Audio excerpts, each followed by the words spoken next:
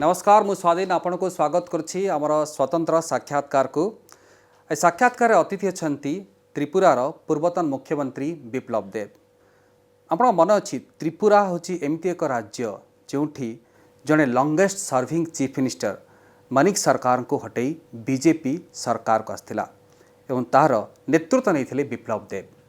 आज बिप्लब देव सह आलोचना करवा जानिबा कौन फॉर्मूला से अपनाई थे। बिप्लब जी स्वागत है हमारे कार्यक्रम को। आप एक महीने से घूम रहे हैं उड़ीसा में और हमने देखा कि आप कोरापुट से नवरंगपुर से गंजाम और पश्चिम उड़ीसा में कई जगह घूमे। अभी आप जो कोस्टल उड़ीसा है वहीं पे घूम रहे हैं। आपको क्या लग रहा है, बीजेपी उड़ीसा में सरकार बना सकती है? मुझे ये लगता है उड़ीसा की जनता इस बार सरकार बना सकती है।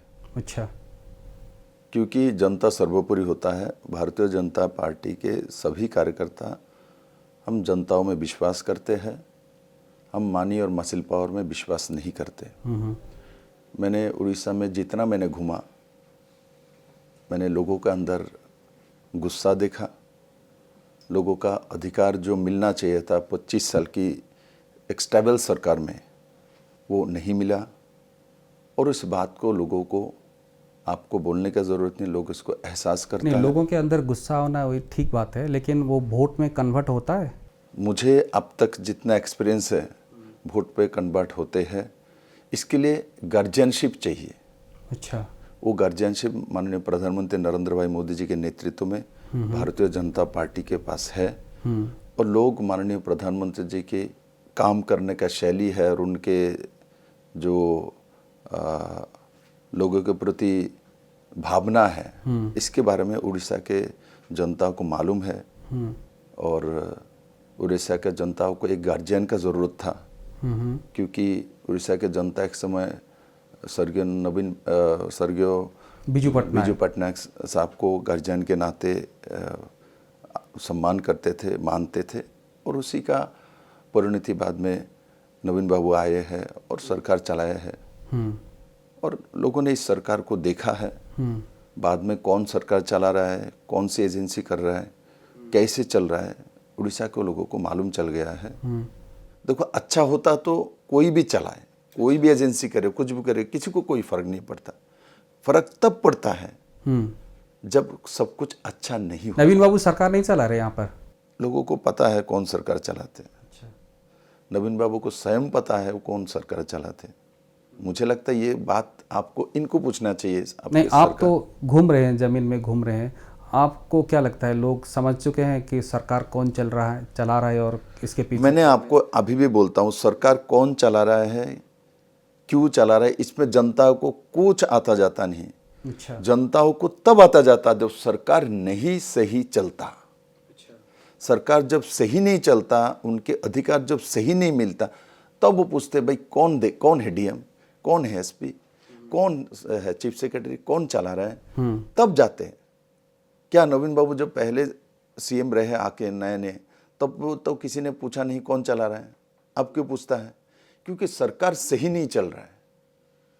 मैंने नवरंगपुर में देखा माननीय प्रधानमंत्री जी का रैली, वहाँ एसटी एरिया आपको मालूम है, आज भी जनजाति को पैर में चप्पल नहीं है, खाली पैर में तपती धूप में चल के रैली में आ रहा है। मैंने देखा स्वयं, मैंने भारत में कहीं भी नहीं देखा। अपने खेती में हम जाएंगे जूता चप्पल पहन के नहीं जाते, हमारा कल्चर ऐसा नहीं, हमारा सिस्टम ऐसा नहीं, हमारा कृषि पद्धति ऐसा नहीं है।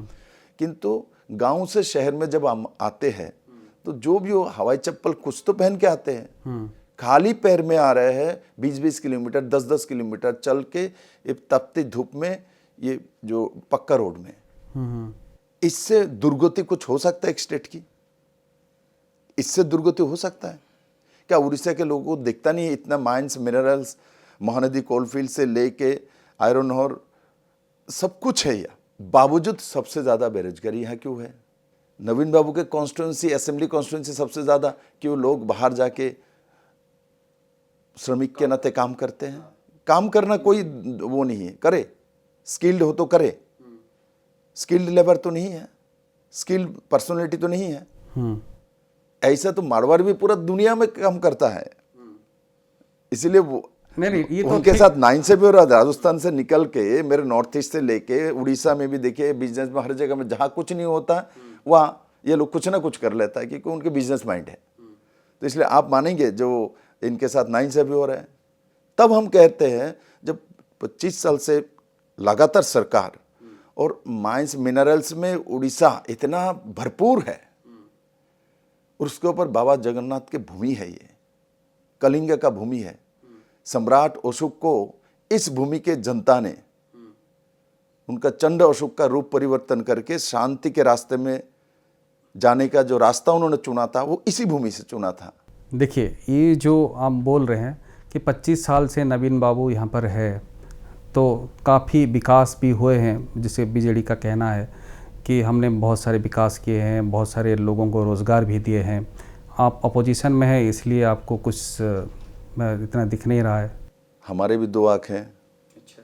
बीजेडी करने वाला का भी दो आँख हैं। अच्छा। ठीक, दोनों का देखने का जो नजरिया वो अलग अलग होता है। अब जब बीजेडी का पार्टी ही पांड्यान के आंख से देखता है तो उनको क्या दिखेगा? उड़ीसा के जनताओं के आंख से तो देखे एक बार, अपने नजरिया से तो देखे। अब वो जिस आदमी पीछे से सरकार को चलाते हैं, आज भी वो एमएलए इलेक्शन में नहीं खड़े हुए, रोड शो के समय वही आते हैं। मुझे समझ में ही नहीं आता, जो आदमी रोड शो करने, बीजेडी में और कोई नेता नहीं है रोड शो करने के लिए। वो स्टार प्रचारक है ना उनके दल का। तो उनके दल का स्टार प्रचारक इलेक्शन ही नहीं लड़ रहा है। हमारे दल का स्टार प्रचारक सब इलेक्शन लड़ रहे हैं। अच्छा। मोदी जी से लेके मेरे जैसा छोटा कार्यकर्ता भी लोकसभा इलेक्शन लड़के आए। हम राज्यसभा मेंबर हूं मैं अभी, क्योंकि वो सारे जगह घूमते हैं इसलिए शायद। मैं भी तो सारा जगह, मैं भी तो पूरा स्टेट में घुमा हूँ। दो हमारे पास छोटा स्टेट है, पूरा स्टेट में मैं घूमता हूँ। पूरा स्टेट में हर गाँव में गया, हर डिस्ट्रिक्ट में गया, 125 रैली करके आया हूँ। यहाँ भी नीचे से ऊपर तक मैं जाता हूँ, रैली भी करता हूँ, संगठन की भी काम करता हूँ। तो इतना पंडित है जिनको भाई उनको रोड शो करने के लिए देता है तो इलेक्शन नहीं लड़ सकता है, तो कितने बड़े पंडित है उड़ीसा के वासी समझ चुके हैं। और हमारे माननीय प्रधानमंत्री जी आप देखो 3-3, 4-4 रैलियां दिल्ली कर रहे हैं, देश को भी चला रहे हैं। अच्छा। तो भाई इस देश में तो लोग है ना, तो ये कैसे लोग हैं जो उनको रेस्ट चाहिए? रेस्ट करने वाले को आज पॉलिटिक्स में स्थान नहीं है। नरेंद्र भाई मोदी के इरा में रेस्ट करने के लिए आपको एमपी नहीं बनाया गया, वो एक जमाना था, आज नहीं होता। आपको हर एक सांस का, एक एक श्वास, आपके जो सांस है निश्वास का, उसका हिसाब जनता लेना चाहते हैं। ऐसा जनता, जागरूक जनता देश में। आप जमीन में घूमे हैं उड़ीसा में, गुस्सा किसको लेकर ज़्यादा है मतलब लोगों का? देखिए, गुस्सा लोगों का इस सरकार के काम को लेके, और लोग तब ढूंढते रहा कि नवीन बाबू को बहुत सम्मान आदर करते, उड़ीसा के लोग बहुत प्यार करते, और उसका जो मिलना वो भी उनको मिला है। तब वो ढूंढते रहे, हम लोग इतना प्यार करते उस व्यक्ति को, क्यों ऐसा हो रहा है, मेरे बेटी के साथ क्यों नहीं आ रहा, और मेरे बेटे के साथ क्यों अच्छा नहीं हो रहा, मेरे गांव का रास्ता क्यों नहीं बन रहा है, मेरे खेती में पानी क्यों नहीं है, मेरे पीने का पानी क्यों नहीं पहुंच रहा है। ये सवाल जब पूछता है, चाहे तो ईश्वर के सामने ही पूछे, मिरर के आईने के सामने ही पूछे, तब जवाब आता है जो पांड्यान के कारण से नहीं हो रहा है कि उस दिशा में। पांड्यान को लेकर ज्यादा गुस्सा है लोगों को। देखिए, पांड्यान के विषय नहीं है, मैं आपको अभी भी बोल रहा हूँ, उड़ीसा के लोगों को डेवलपमेंट होती, उड़ीसा के लोगों का उन्नयन होता, समृद्धि होता, तो लोग कौन चला रहे, कौन है पांड्यान, कौन जानता है यार। ऐसे ऑफिसर देश में, राज्य में बहुत रहते हैं, इनके जैसे कितना ऑफिसर आए और गए, वो तो वॉलंटरी रिटायर ले लिया। ऑफिसर ने वॉलंटरी रिटायर लेने के बाद उसका क्या रहता है वैल्यू? कुछ नहीं रहता। जब तक पावर में है ऑफिसर का नियम ही है, ब्यूरोक्रेट का सिस्टम है। अभी चीफ सेक्रेटरी जैसे रिटायर्ड होता, दूसरा पूछता नहीं। हम देख रहे हैं कि बीजेपी का ज़्यादा गुस्सा और ज़्यादा टारगेट पांड्यान के खिलाफ है, पांड्यान के ऊपर है, लेकिन नवीन बाबू के ऊपर इतना नहीं है। क्या कारण है? ये बाद में कुछ नवीन बाबू के साथ कुछ गठबंधन का कुछ ऐसा प्लानिंग है, या जनताओं की राय है जो हमने बहुत समय दिया, 25 ईयर्स बहुत होता है मेरे मित्र, बहुत समय दिया, देने के बाद भी उड़ीसा को जिस तरीके से डेवलपमेंट होनी चाहिए, क्या आप बताइए, देश में सबसे अच्छा हॉस्पिटल क्या उड़ीसा में है? सबसे देश में सबसे बड़ा इंजीनियरिंग कॉलेज जो सक्सेसफुल इंजीनियरिंग कॉलेज है मेरिट में उड़ीसा में है। सबसे सक्सेसफुल मेडिकल कॉलेज उड़ीसा में है। सबसे सक्सेसफुल बिजनेसमैन उड़ीसा में। सबसे सक्सेसफुल जो महिला है उड़ीसा में। सबसे सक्सेसफुल पर्सनैलिटी उड़ीसा में है। सबसे स्किल्ड जो लेबर है उड़ीसा में है। आपको ईश्वर और कितना देगा? आपको महानदी कोलफील्ड जैसा एरिया दिया है। आपको सबसे ज़्यादा आयरन हर उड़ीसा में है। सबसे ज़्यादा बॉक्साइट, मैंगनीज, 3 पोर्ट, रिफाइनरी, इतना बड़ा प्रदेश, एग्रीकल्चर लैंड, और कितना क्या देने के बाद आप काम कर सकते हैं? नवीन बाबू कहते हैं कि जो हमारे स्टेट के ऊपर बोल रहे हैं, जो सीएम बोल रहे हैं, वो एक सीएम जो बोल रहे हैं, बीजेपी के जो बोल रहे हैं, वो अपना स्टेट संभाले, अपना देखे। वो उनका भी कर्जा में बहुत डूबे हुए हैं, जैसे हेमंत बिश्व शर्मा के ऊपर उन्होंने कहा है। मुझे मालूम नहीं है ये नवीन बाबू ने बोला ना, उस स्क्रिप्ट उन्होंने बताया, क्योंकि मैं जहाँ तक टीवी में देखता हूँ नवीन बाबू रहता है तो वो आग ला के एक माइक्रोफोन सामने कर देता है और वो बताता है, वही बोलते हैं। वही तो उड़ीसा के लोगों को प्रॉब्लम है। और बाकी बच्चे, मैं भी सीएम रहा हूँ और वहाँ 25 ईयर्स का इनके जैसा ही सरकार थे, मानिक सरकार वहाँ चीफ मिनिस्टर रहे हैं, और वहाँ भी कम्युनिस्ट ने प्रचार कर दिया था जो गोल्डन इरा चल रहा है। सब लोग, आप लोग आप गए कि नहीं, जर्नलिस्ट भी जाते थे गोल्डन इरा देखने के लिए। स्वर्ण योग चल रहा है, बांग्ला में कहता है, स्वर्ण योग चल रहा था। अच्छा, क्या 25 साल की सरकार थी कम्युनिस्ट के, 20 साल के लगातार चीफ मिनिस्टर, और पार कैपिटा किसानों का इनकम 6,000 साढ़े 6,000 रुपया था। तो गोल्डन इरा चल रहा है। मान भी रहे कम्युनिस्ट का पूरे इंटरनेशनल उनका नेटवर्क है, मान भी रहे। अब मैं विरोध करूं तो बोलेगा गलत है, कि प्रचार इस तरीके से करके रखा, आप हाथ ही नहीं लगा सकता। अच्छा। मानिक सरकार बाइसाइकिल में चलता है, छवि वाला, ईमानदार छवि वाला, खुद अपना बैग उठाते हैं, ईमानदार छवि वाला जाके सब्जी खरीदता है। अच्छा, मैं आपको बोलता हूँ, त्रिपुरा के लोगों को पूछ लो, मुझे सब्जी खरीदते हुए देखा, मुझे बाइसाइकिल चलाते हुए कॉलेज में जाते हुए देखा, मैं गरीब घर का लड़का, तो इनको मैंने भी नहीं देखा। मैं उदयपुर से, वो भी उदयपुर से है। वैसा ही सीन यहाँ है। हाँ, ऐसा ही सीन बना के, एक प्रोपेगेंडा बना के पांड्या ने रखा हुआ है, छवि बना के रखा हुआ, ऐसा चल रहा है यहाँ। पांड्या नीरा चल रहा है। अच्छा। और जब मैं चीफ मिनिस्टर बना हूँ, मैं नवीन बाबू को कहता हूँ, नवीन बाबू उठा लो, जाके देख लो, 6,500 किसानों का इनकम था पर मंथ, पर कैपिटा। और हमने 2 साल मेरा वो भी था कोरोना का, ठीक, उसके बावजूद भी हमारे स्टेट के पास इतना रेवेन्यू नहीं। इनके पास तो सोने का थाली है, मेरे पास यहाँ, हमारे पास कुछ नहीं है। उसके बावजूद भी मेरे स्टेट के किसानों का इनकम हमने 2-2.5 साल के अंदर डबल कर दिया। 11 साढ़े 11 हज़ार per capita income per month किसानों का हुआ। सबसे पहले किसान का उन्नयन करो, जो अंतिम व्यक्ति है, जो हमको अन्न देता है।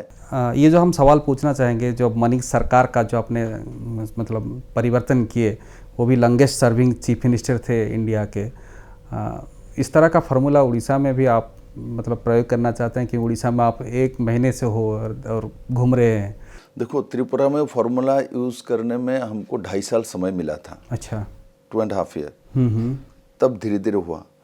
उड़ीसा के जनता ने और उड़ीसा के बीजेपी के यूनिट ने वो फार्मूला ऑलरेडी लागू था, किंतु एक लंबे समय हमारे साथ कोalition भी थी, और कुछ कारणों से हमारे को सेंट्रल में भी बहुत सारी काम में इनका सपोर्ट चाहिए था, राज्यसभा में, लोकसभा में। उसके कारण से हमने कंप्रोमाइज़ किया। किंतु जब हमने देखा उड़ीसा के जनता इस सरकार को उखाड़ के फेंकना चाहते हैं, जनता इनसे मुक्ति चाहते हैं, तब हमने देखा हमको बीजेडी के साथ नहीं देना चाहिए, हमको जनताओं के साथ देना चाहिए, क्योंकि हम लोग बाय द पीपल सरकार को मानते हैं। इसीलिए हम लोगों ने अपना जो डिसीजन चेंज किया, और हम अकेले लड़ रहे हैं, और हम लड़ रहे हैं जनता के कारण से लड़ रहे हैं।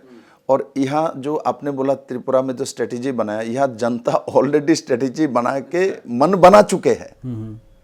आपको कुछ नहीं करना, आपको सिर्फ बूथ में पोलिंग एजेंट देना है, जाना है, उनको निमंत्रण करना है। सभी लोगों को अच्छा लगता है वोट के समय। आप भी तो एक वोटर हो, आपको कोई ना बोले वोट देने के लिए जाओ, आपको फील होता है। कोई ने मुझे बताया नहीं अभी तक। लेकिन जमीन में संगठन बीजेपी का इतना अच्छा नहीं है जितना बीजेडी का है। बीजेडी का जितना पकड़ है, 25 साल से इतना पकड़ है, जमीन में संगठन जितना अच्छा है, बीजेपी का क्या इतना संगठन अच्छा है? आप तो घूम रहे हैं, देख रहे हैं। मैं आपको बोलूँ बीजेटी का संगठन है उड़ीसा में कहीं? आपने 25 साल में कहीं देखा? मुझे बताइए तो, बताइए ना, संगठन किसको बोलता है? मैं आपसे जानना चाहता हूँ। बीजेटी दम पे तो जीत रहे हैं वो। नहीं, बीजेटी मैं बता दूंगा ना किस लिए जीत रहे। बीजेटी संगठन किसको कहता है? संगठन के बारे में बीजेपी कह सकता है, बीजेपी का पन्ना प्रमुख होती है नीचे, बीजेपी का बूथ संरक्षण रचना होता है, बीजेपी का शक्ति केंद्र होता है, बीजेपी का मंडल का सिस्टम होता है। बीजेटी का पन्ना प्रमुख है, शक्ति केंद्र है। संगठन किसको कहता है? हमारे कैसे हैं वो लोग? जीते सरकार में जो नवीन बाबू का और उनके परिवार का जो छवि था बिजू पटनायक जी की, वो छवि उनका एक पॉजिटिव छवि है। उन्होंने काम किया था, मेहनत किया था, उसके नाते नवीन बाबू सामने आए और विश्वास से लोग वोट करते थे। और सिस्टम सरकारी तंत्र चलाता है। आप जब एमपी बन जाते हो, आपके साथ 10 आदमी मिल जाएगा, 20 आदमी मिल जाएगा, मुझे ठेकेदारी चाहिए, मुझे वो चाहिए, मुझे ट्रांसफर चाहिए से, तो वो लोग आपके लिए ब्लॉक में काम करता है, इस ब्लॉक में ये काम करेगा। किंतु ही इज नॉट कैडर, ये कैडर नहीं है। बीजेपी में कैडर बनता है, ऑर्गेनाइजेशन बनता है, इनके ऑर्गेनाइजेशन नहीं है, इनके ऑर्गेनाइजेशन नहीं है। इसलिए यहाँ जो आपने बोला बीजेपी का हर जगह में नहीं है, बीजेडी स्ट्रांग, बीजेडी का ऑर्गेनाइजेशन तो कुछ भी नहीं है, बीजेपी का तब भी है। अच्छा, मैं आपको बीजेपी का ऑर्गेनाइजेशन सिस्टम है और हम ऑर्गेनाइजेशन सिस्टम में काम करते हैं। मैं भी यहाँ काम कर रहा हूँ। मैं आने के बाद यहाँ पूछता मंडल प्रेसिडेंट कौन है, उसके साथ बैठना है, मेरे शक्ति केंद्र प्रमुख के साथ बैठना है, यहाँ पन्ना प्रमुख कौन है, बनाया है कि नहीं, बोलना नया नया बने हैं, बैठाओ 60 वोट का जो पेज है उसके पास है क्या नहीं, वहाँ तक मुझे मिलता है। 100 नहीं मिलता, 20 मिल रहा है। मैं आपको चैलेंज देता हूँ, बीजेटी के कोई भी आदमी पूरे स्टेट में एक पन्ना प्रमुख दिखा दे जो उसके आत्मा 30-60 वोटर का लिस्ट है, एक दिखा दे। इसलिए ये जो मीडिया के सामने आके कहना हमारे 25 साल की सरकार, हमारा ऑर्गेनाइजेशन है, हम स्ट्रांग है, कुछ नहीं है। एक आरोप भी आपकी पार्टी ने बार बार लगाया है कि सरकारी बाबुओं को बहुत यूज कर रहे हैं इलेक्शन में। तो आपने भी बरहमपुर के सभा में कहा था कि बाबू को यूज कर रहे हैं। वो एक आईजी वहाँ फोन को यूज कर वो नाम मैं सत्य क्या नाम है, तो वो फोन करता लोगों को धमकाता है, ऐसा ना करो, ऐसा ना करो। अरे ब्यूरोक्रेट धमकाएगा पब्लिक को, किसी स्टेट में होता है क्या?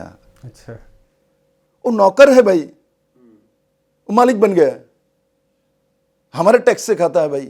मैंने इसलिए उड़ीसा के जनता को, मैं तो ये स्थायी नहीं रहूंगा, किंतु मुझे मालूम है हम साथी है, इस देश का नागरिक है, तो एक दूसरे को बताना है। कभी कभी हमको चीज पता है तब भी हम उसको यूटिलाइज नहीं करते। अच्छा। मैं आके बोलूंगा तभी होगा, ऐसा कुछ नहीं। मेरे बोलने से इनके अंदर, तो चीफ मिनिस्टर रहे हैं तो आप तो इनके होता ही नहीं। अच्छा। जनता कभी भी जनता के कमांड से हमको चलना पड़ता है, जनता के डिमांड से हमको चलना पड़ता है, जनता को साथ लेके काम करना पड़ता है। और ब्यूरोक्रेट उठा के धमकाएगा तुम ये करो ये करो, ऐसा करना विनाश काले विपरीत बुद्धि। अच्छा। कभी नहीं करना चाहिए, कभी भी नहीं करना चाहिए। मैं नवीन बाबू को बोलूँगा कभी मुझे मौका दे तो समय पंडियान दे दे को, तो नवीन बाबू तो अकेला मिल नहीं सकता हूँ, समय देखा तो मैं बताऊंगा किसे सरकार नवीन बाबू आपको किसने डुबाया। अच्छा, तो क्योंकि ऐसा होता ही नहीं मेरे मित्रों, कभी भी ब्यूरोक्रेट, मैंने तो किसी भी स्टेट में सुना नहीं जो फोन करके ब्यूरोक्रेट फोन करके आपको बताता है जो आपको ये करना, आपको यहाँ वोट देना, बीजेडी के लिए ये करना, नहीं तो आपको देख लूँगा, आपको केस कर दूंगा, आपको फंसा दूंगा फॉल्स केस में। ऐसा किसी भी स्टेट में होता नहीं मेरे मित्रों। पार्टी के कार्यकर्ता लोग आपस में लड़ाई करता है, धमकी देता है, ये सब केस वेस होता मामला, किंतु बैठ के वीडियो फोन करेगा, बैठ के आपके सोशल वेलफेयर ग्रुप की जो ऑफिसर है वो लोग करेगा, ऐसा क्या बात है? ये थ्रेड लोगों को मालूम हो गया ना, बोले ये थ्रेड हमको थ्रेड देगा।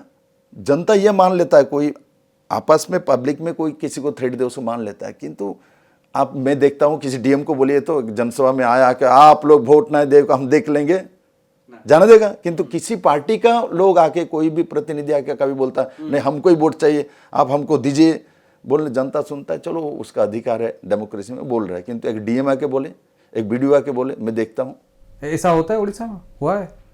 ओपनली तो बोल ही नहीं सकता क्योंकि ये सिस्टम में नहीं है, किंतु लोगों को फोन करता है, धमकाता है। यही काम 19 में किया था, वही काम जो आपने बोला 19 में जो किया वो अभी करने जा रहे थे, उनको मालूम नहीं था, अभी पंगा मोदी के साथ पड़ा।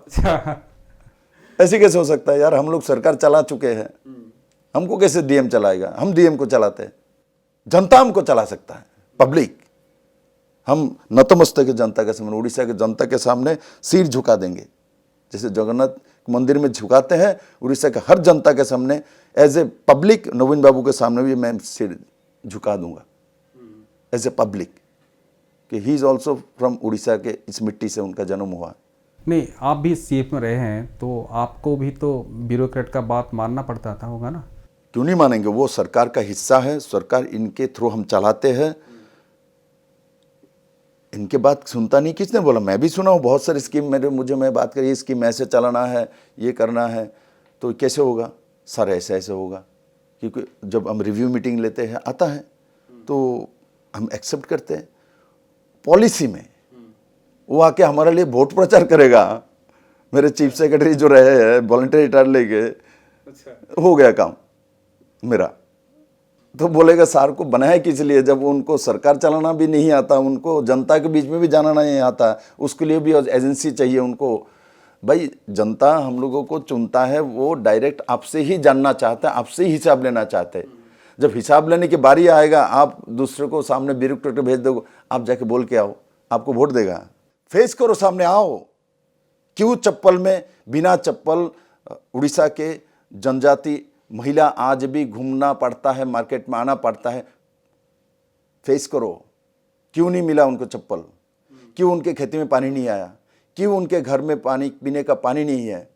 फेस करो, जाके उस गांव वाले के सामने हिम्मत हो तो खड़े हो, फेस करो, फेस इट। भागने से सॉल्यूशन नहीं होता। विप्लव जी, और एक सवाल है कि जैसे आपकी पार्टी अभी काफ़ी ज़ोर से उठा रही है कि उड़िया अस्मिता की बात उठा रहे हैं, और उड़ीसा का जो सीएम बनेगा वो उड़िया मिट्टी से होगा, उड़िया बोलने वाला होगा, उड़ीसा से होगा। क्या आप फील कर रहे हैं कि उड़िया लोग यहाँ पे शासन नहीं कर रहे हैं अभी? ये बात हमको क्यों पूछते हैं? उड़ीसा का हम जनता को पूछिए, कौन शासन करता है, कौन चलाता है, आपको भी मालूम है। नहीं तो इस बात क्यों है? मैं तो आपको बोल रहा हूँ, शासन अच्छा चलता, ये बात आता ही नहीं। 2019 में क्यों नहीं आया? 2019 में वही व्यक्ति था ना, पांडियन साथ तो था, क्यों नहीं आया? आज क्यों आया? पिछले 6 साल से लोग वो शासन देख के परेशान हो चुका है, इसलिए उनको अंदर जाता है, भाई कौन है? देखो, आपके घर में पानी का नल लगी हुई है, गैस का नल लगी हुई है, गैस सिलेंडर है, ओके। आपने दोपहर में खाना खाने के लिए आए और अपने पत्नी ने बोला खाना नहीं बना, तब आप पूछते क्यों नहीं बना? बोले नहीं, गैस सिलेंडर नहीं आया। तब आपको मालूम चला, अच्छा गैस सिलेंडर कौन देता है? इससे पहले आप मालूम नहीं करते कौन गैस सिलेंडर देता है, कहाँ से आता है? आपको तो खाने से मतलब है।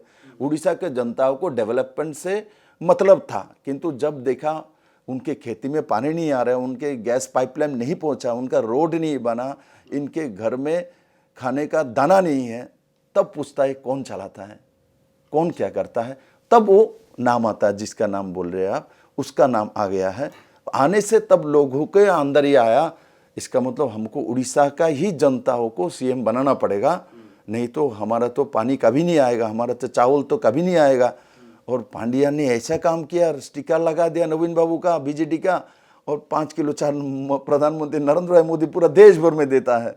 तो ऐसा ऐसा काम किया तो लोगों को विश्वास जो है ना वो खत्म हो चुका है, क्योंकि एक बार लोगों को जब विश्वास खत्म होता है तो उसके ऊपर और कोई बात ही नहीं हो सकता। इसलिए मैं जहाँ तक उड़ीसा को समझता हूँ, उड़ीसा के लोग मन बना चुके हैं, और ऐसा करने के कारण से आप वो एकदम स्ट्रिक्ट हो गया, नहीं, किसी उड़ीसा का ही जन्म व्यक्ति को सीएम बनाना है, तभी हमारा ये जो अधिकार है वो मिलेगा।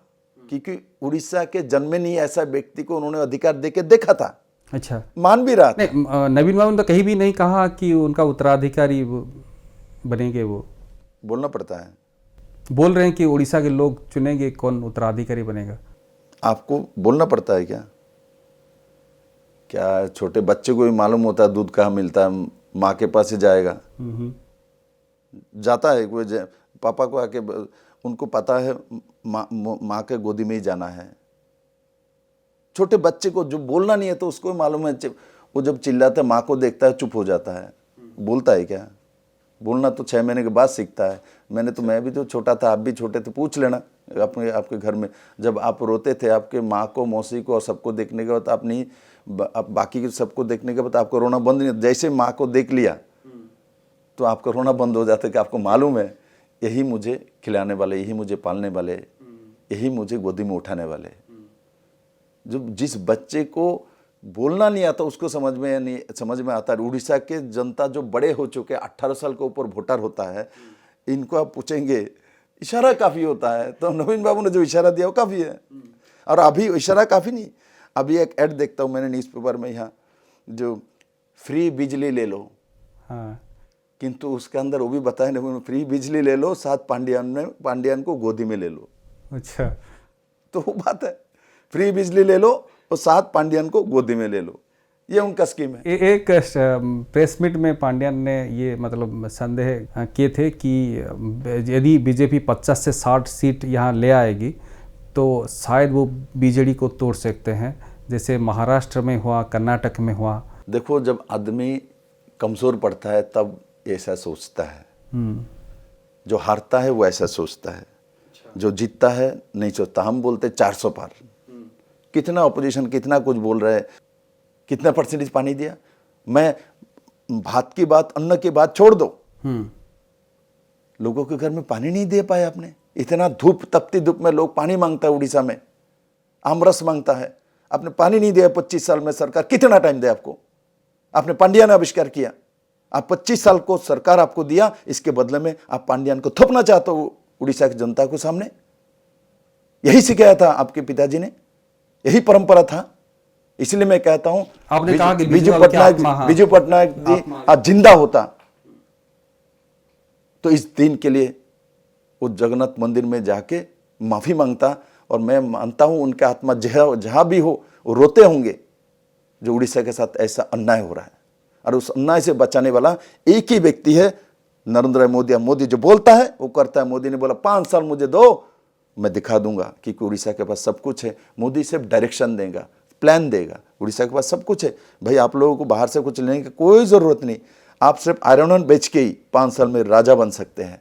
मैंगनीज छोड़ दो, बॉक्साइट छोड़ दो, कोयला छोड़ दो, आप महानदी का पानी छोड़ दो, 3 डॉक छोड़ दो, आपके रिफाइनरी छोड़ दो। इतना कुछ होने के बावजूद भी आप लोग गरीब हैं। अब तो इतना हद हो गया, 6 साल से हमारे जगन्नाथ बाबा के मंदिर के चाबी भी गुम हो गया। उसके लिए कमेटी बनाया, कमेटी के रिपोर्ट आप जनता के सामने पेश नहीं कर रहा हूं। कहाँ गए वो चाबी, किसके पास है, क्यों नहीं आ रहे? वो तमिलनाडु चला गया। आप तो उड़ीसा का जनता बोल तमिलनाडु, किंतु याद रखना मोदी है, तमिलनाडु तो इस देश में है, बाहर चले जाते हैं उसको भी। बीजेपी के लोग कहते हैं तमिलनाडु चले गए। तमिलनाडु चला गया है, आप भी बोल रहे हो, किंतु याद रखना मोदी ऐसा व्यक्ति है, तमिलनाडु तो देश में है, बाहर भी चला जाए उसको भी उठा के ले गया था। हमारे कितना सारे मूर्तियां बाहर चले गए थे कांग्रेस के ज़माने में, सब वापस नहीं लाया। मोदी सब कुछ कर सकता है देश के हित में और उड़ीसा के हित में। मोदी जी 100% करेगा। मैं मोदी जी के चेहरा देख चुका हूँ, उनका बॉडी लैंग्वेज देख चुका हूँ। आखिरी सवाल मैं पूछ रहा हूँ, आप उड़ीसा के चारों ओर घूम रहे हैं, देख रहे हैं, आपको क्या उम्मीद है इस बार बीजेपी एमपी में कितने सीट और एमएलए में कितने सीट ला सकती है? कितना सीट मिल सकता है ये कोई नहीं बोल सकता है, कारण कि जनता ने पहले से ही डिसीजन कर चुका था। ठीक, मैं इतना कह सकता हूं, मेरा असेसमेंट 17 to 21 तक पहुंच सकता है। नीचे 17 के नीचे, एमपी में 17 के नीचे नहीं जा सकता किसी भी हालत में। और विधानसभा में बीजेपी निरंकुश संख्यागरिष्ठ सरकार बनाने वाले हैं। इसीलिए तो पांड्यान बोलता है हमको तोड़ देगा। अच्छा, इसीलिए बोलता है वो, क्योंकि ये बोल के कुछ बचा ले, कुछ तो आए। किंतु तब भी अपना मन नहीं मान रहा है, इसलिए बोल दिया सरकार तो बीजेपी का ही बन रहा है, हमको भी तोड़ देगा। इसीलिए जनता से मांग रहा है मुझे मेजोरिटी दे दो। इसका मतलब उनको मालूम चल गया उनको नहीं मिल रहा है, और इनके लोग सब चले जाएंगे बीजेपी में छोड़ के चले जाएंगे, उनको मालूम चल गया। इसीलिए सिम्टम, बुखार होने के पहले बॉडी में पेन होता है, और पांड्यान का पेन शुरू हो गया, पेन के बाद बुखार आएगा, बीजेपी बुखार। और 1 तारीख इसका अंत होगा। 4 तारीख नया सूर्योदय उड़ीसा वासी देखेंगे, क्योंकि कोणार्क का टेम्पल इसी भूमि में है। सूरज देवता इस टेम्पल में ही अपना रूप दिखाते हैं, और जगन्नाथ बाबा का भूमि यही है जहाँ दुनिया को खाना खिलाते हैं। तो सूरजदेव और जगन्नाथ जहाँ है, वहाँ के लोगों के साथ अन्याय होगा, ये हो ही नहीं सकता जहाँ मोदी है। जी बहुत बहुत धन्यवाद विप्लव जी, हम हमारे कार्यक्रम में आए और हमें इतने बहुत सारे ज्ञान दिए।